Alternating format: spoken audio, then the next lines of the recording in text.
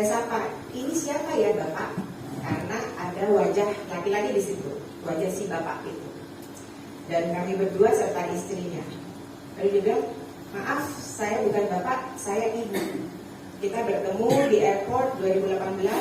Senang rasanya ada dalam WhatsApp grup yang sama sehingga saya dapat mendapatkan nomor Ibu. Oke. Lalu dia katakan lagi bahwa sekarang saya sudah tidak di Jepang, tetapi memulai berbisnis skincare. Dia tunjukkan fotonya di WhatsApp itu dan dia bilang ingin bertemu supaya dapat wejangan. Singkat saya jawab, insya Allah. Karena kalau setiap WhatsApp saya jawab, saya tidak akan ada waktu untuk hal-hal lain. Itu 2021. Sejak itu terus dia WhatsApp saya, apa kabar, ini itu saya jawab singkat sampai dia minta alamat karena ingin kirim-kirim. Jadi yang saya katakan ini semua ada buktinya, saya tidak perlu membuka karena masih ingat. Jadi dia akan kirim-kirim. Beberapa saat kemudian dikirimlah produk-produk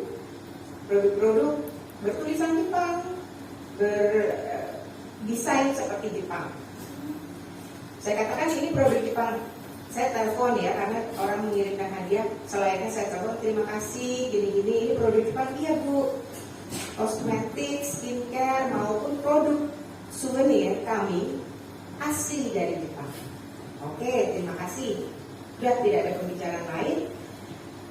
Nah, tahun 2022, sekitar bulan April atau Maret atau April, dia bertanya mengenai sebuah proses yang saya tidak ketahui jawabannya. Saya bilang begini, saya tidak tahu, kalau saya tahu nanti saya kasih tahu Ibu.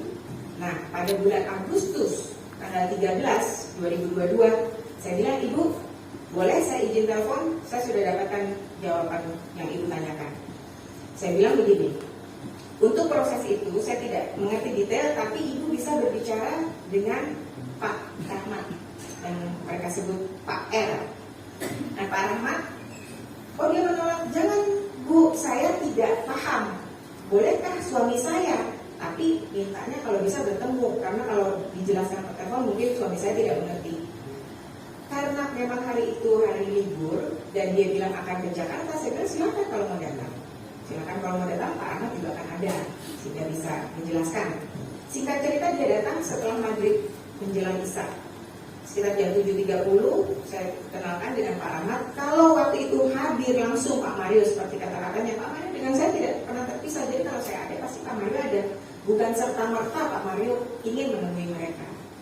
Jadi hadir, lucunya yang ditanyakan singkat sekali ke Pak Rahmat, tetapi lebih bercerita mengenai skincare, mengenai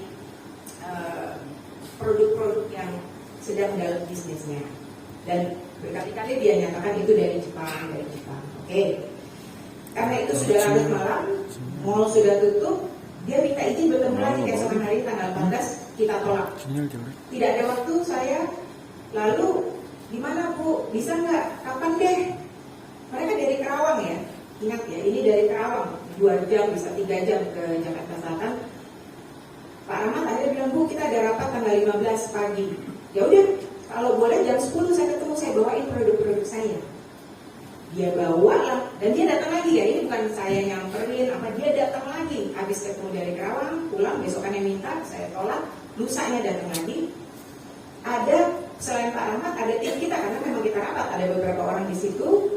Karena ruangan lantai 1 dipakai kami untuk rapat, teman-teman ada di lantai 25. Nah, di rapat itulah dia cerita mengenai produk, begini, dia tunjukkan produknya, dia berikan ke saya. Oke, saya bilang dia ingin mendapatkan konsultasi atau kerjasama atau apapun yang bisa dilakukan. Karena sesuai di WhatsApp grup yang dia ada bersama saya, itu dulu pernah mendapat layanan dari kami dan di grup itu sangat happy dengan hasilnya. Jadi bisa nggak Bu, kami juga begitu. Saya bilang, mohon maaf Pak Mario sudah pensiun. Pak Mario juga mengatakan itu, Bapak sudah pensiun. Dia tetap mendesak. Bagaimana kalau tetap, ya mungkin Ibu lah yang bantu sambil Bapak bantu di belakang. Oke, nanti kita bicarakan. Tanggal 15 ya. Belum pulang, belum jauh, saya masih rapat. Di WhatsApp lagi saya, Ibu saya boleh ketemu sekali lagi. Saya bilang, mohon maaf, saya besok ada di Bandung, karena itu menjelang 17 Agustus ya, liburan. Saya ada di Bandung sampai dengan tanggal 19. Gak apa-apa Bu, kami ke Bandung. Oke, pilih Kamis atau Sabtu. Dia pilih Kamis, dan singkat cerita dia datang ke Bandung pada tanggal 18 Agustus.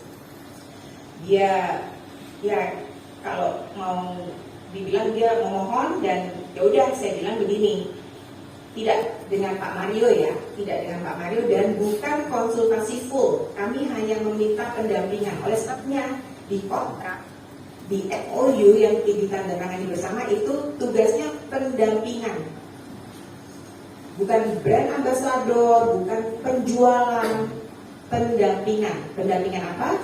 Branding seperti logo, desain produk, dan di situ dia minta juga ada desain rumah cantik. Nah, jadi pendampingan itu ada 3 poin. 1, logo, brand, produk. Kedua itu adalah posting di sosial media. Pendampingan untuk pengenalan produk-produk mereka ke masyarakat, itu posting di sosial media. Ketiga adalah network offline, yang itu adalah pembuatan web. Jadi kita